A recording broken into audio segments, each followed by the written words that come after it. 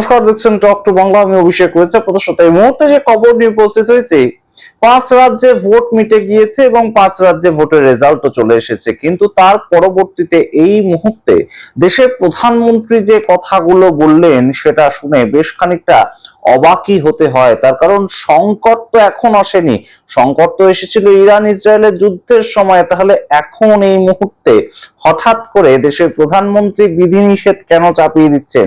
সেটা কি কোথাও এই মুহূর্তে একটা প্রেক্ষাপট তৈরি করা, একটা ভূমিকা তৈরি করা যে মারাত্মক লেভেলে পেট্রোল ডিজেলের দাম বাড়তে চলেছে?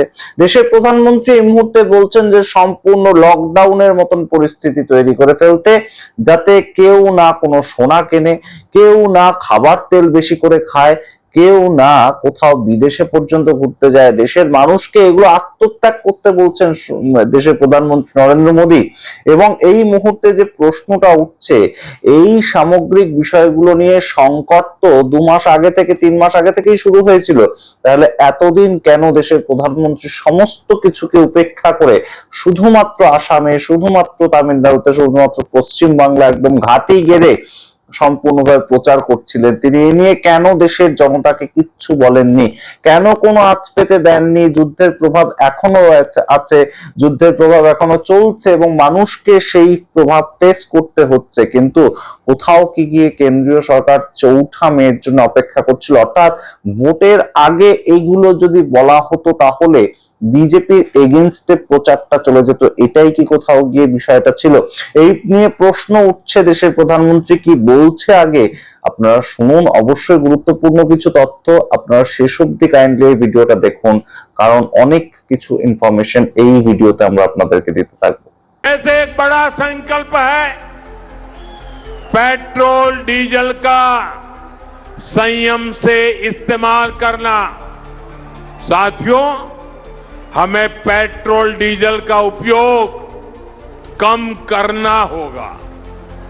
शहरों में जहां मेट्रो है वहां हम तय करें कि हम मेट्रो का ही उपयोग करेंगे, ज्यादा से ज्यादा मेट्रो में ही जाएंगे। अगर कार में ही जाना जरूरी है तो फिर कार पूल करने का प्रयास करें और भी लोगों को साथ बिठा ले।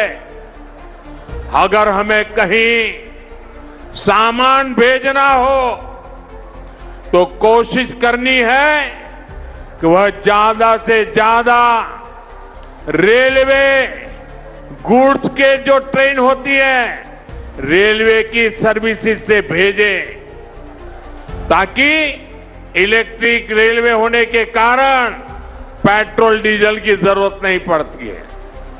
जिन लोगों के पास इलेक्ट्रिक व्हीकल है वो भी कोशिश करें कि इलेक्ट्रिक व्हीकल का ज्यादा से ज्यादा उपयोग करें। साथियों, हमने कोरोना के समय में वर्क फ्रॉम होम की, ऑनलाइन मीटिंग्स की, वीडियो कॉन्फ्रेंस की, ऐसी अनेक व्यवस्थाएं विकसित की और हमें आदत भी हो गई थी।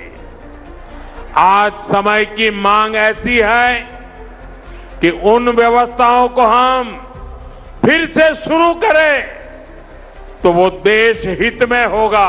আপনারা শুনলেন দেশের প্রধানমন্ত্রীর বক্তব্য। তিনি বলছেন কোনো মতেই এই মুহূর্তে আপনারা বাইরে বেরোবেন না। বাইরে যদি বেরোতেই হয় আপনারা একই গাড়িতে অনেকে মিলে যাতায়াত করুন। আপনারা বিদেশে যাবেন না, দেশের মধ্যে অনেক ঘোরার জায়গা আছে। আপনাদের যদি একত্রিত ভাবে কাজ করতে হয় কোথাও, আপনারা ওয়ার্ক ফ্রম হোম বেছে নিন। বাইরে বেরোলে পেট্রোল ডিজেল খরচ হয়। যদি কিছু জিনিসপত্র কাউকে পাঠাতে হয় এমন জায়গা দিয়ে পাঠান যাতে ট্রেনে করে সেই জিনিসটা পৌঁছে যায়, যাতে পেট্রোল ডিজেল খরচ না হয়। তাহলে কতটা পেট্রোল ডিজেলের সংকট রয়েছে। কিন্তু হরদীপ পুরী সংসদে দাঁড়িয়ে সেদিন কি বলেছিলেন? হরদীপ পুরী তো সংসদে দাঁড়িয়ে সম্পূর্ণ ডিনাই করেছিলেন। তিনি বলেছিলেন যে সম্পূর্ণভাবে তেল সংরক্ষিত রয়েছে এবং হরমুজ প্রণালী দিয়ে তেল আসার ক্ষেত্রে ভারতবর্ষের কোনো অসুবিধা নেই। তেমনই তো আমরা জানতে পেরেছিলাম। এবং তারপরে আমরা ভোটের সম্পূর্ণ প্রেক্ষাপটে ঢুকে যাই। পশ্চিমবঙ্গের ভোট, তামিলনাড়ুর ভোট, কেরালামের ভোট, আসামের ভোট, প্রত্যেকটা রাজ্য নিয়ে আমরা চর্চা করতে শুরু করি, কারণ দেশের প্রধানমন্ত্রী আমাদের আমাদেরকে সম্পূর্ণ কিচ্ছু বলেননি, সংকট তৈরি হয়েছে বা সংকট তৈরি হতে পারে এই সম্বন্ধে। পেট্রোল ডিজেলের দামও পর্যন্ত বাড়ায়নি। অবশ্যই একদম মোদির মাস্টার স্ট্রোক বলে সবাই দাবি করেছিলেন, আমরাও দাবি করেছিলাম যে সত্যিই তো কোনোভাবেই এখনো পর্যন্ত পেট্রোল ডিজেলের দাম বাড়েনি। অন্যান্য অনেক দেশের ক্ষেত্রেই বেড়েছে, তাহলে কেন ভারতবর্ষে বাড়লো না?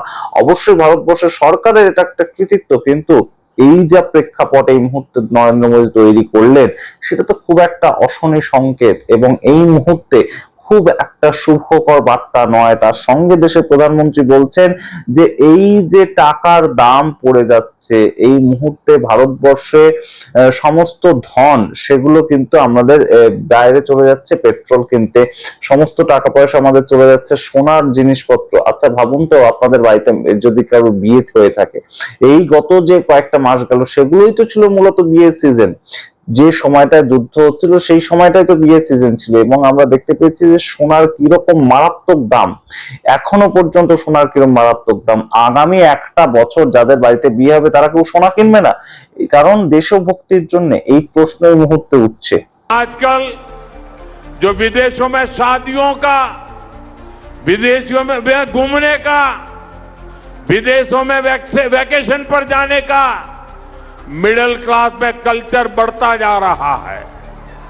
हमें तय करना होगा कि जब ये संकट का काल है और हमारी देशभक्ति हमें ललकार रही है, तो कम से कम एक साल के लिए हमें विदेशों में जाने की बातों को टालना चाहिए।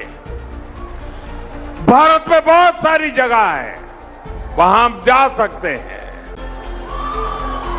साथियों, हमें विदेशी मुद्रा बचाने के जो भी रास्ते हम लोग अपना सकते हैं हमें बचाना होगा। साथियों, गोल्ड यानी सोने की खरीद एक और पहलू है जिसमें विदेशी मुद्रा बहुत अधिक खर्च होती है।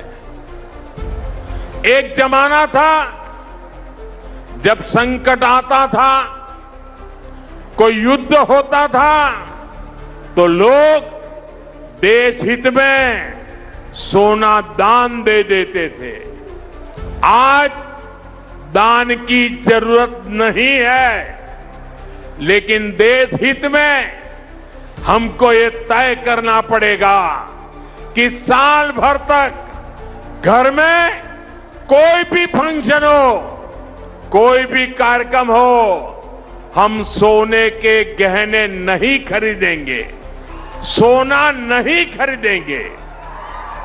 विदेशी मुद्रा बचाने के लिए हमारी देशभक्ति हमें चुनौती दे रही है और हमें इस चुनौती को स्वीकार करते हुए विदेशी मुद्रा को बचाना होगा। এবং আপনাদেরকে জানাই যে এই সামগ্রিক কথাবার্তা বলে সেদিন সন্ধ্যেবেলা দেশের প্রধানমন্ত্রী কি করলেন। সন্ধ্যেবেলা দেশের প্রধানমন্ত্রী গুজরাটে রোড শো করলেন। গুজরাটে রোড শো করে তিনি সম্পূর্ণ মানুষের সামনে গেলেন, মানুষের সামনে হাত নাড়লেন, সেগুলো তিনি করেই থাকেন। কিন্তু একটা প্রশ্ন সেখানে ওঠে, প্রধানমন্ত্রী তো পায়ে হেঁটে একদম সরাসরি রোড শো করতে পারতেন। তার কথা বলা অনুযায়ী আমরা বলছি, তিনি রোড শো করলেন, সেখানে পেট্রোল লাগেনি, সেখানে ডিজেল খরচা হয়নি। একদম প্রধানমন্ত্রীর যে কাফিলা যায় সেখানে আপনারা জানেন প্রায় 30 থেকে 50টা গাড়ি থাকে, তো সেই ক্ষেত্রে সেগুলোতে কি ডিজেল বা পেট্রোল খরচ হয়নি? প্রশ্ন এই মুহূর্তে ওঠে। এবং পশ্চিমবঙ্গের ভোট প্রচারের ক্ষেত্রে আপনারা দেখেছেন কে আসেনি। বিজেপি একটা সম্পূর্ণ সারা ভারতবর্ষের মধ্যে সর্ববৃহৎ দল, এবং তার সমগ্র শক্তিটা পশ্চিমবঙ্গের ক্ষেত্রে তারা কিন্তু ব্যবহার করেছে। আর কোন রাজ্যের ক্ষেত্রে এইভাবে একদম ঝাঁপিয়ে পড়েনি তারা। প্রত্যেকটা রাজ্যের একদম চিফ মিনিস্টার তাদেরকে আনা হয়েছে, যোগী আদিত্যনাথকে আনা হয়েছে, হেমন্ত বিশ্ব শর্মাকে আনা হয়েছে, যে কোনো জায়গা থেকে চিফ মিনিস্টারদেরকে আনা হয়েছে। আমরা দেখতে পেয়েছি যে প্রায় 40 জনের উপর কেন্দ্রীয় মন্ত্রী চলে এসেছিলেন, বলিউডের অ্যাক্ট্রেস কাঙ্গনা রানাওয়াত চলে এসেছিলেন, সবাইকে নিয়ে এসেছিলেন হেলিকপ্টারে করে। একটা হেলিকপ্টার চলতে তার যে ডিজেলটা খরচা হয় সেগুলোর কথা কোথাও গিয়ে ভোটের আগে মনে ছিল না দেশের প্রধানমন্ত্রী বা সামগ্রিক তার যারা চালান বিজেপিটাকে। তো সেই প্রশ্নগুলো এই মুহূর্তে কিন্তু গুরুত্বপূর্ণভাবে উঠে আসে যখন দেশের প্রধানমন্ত্রী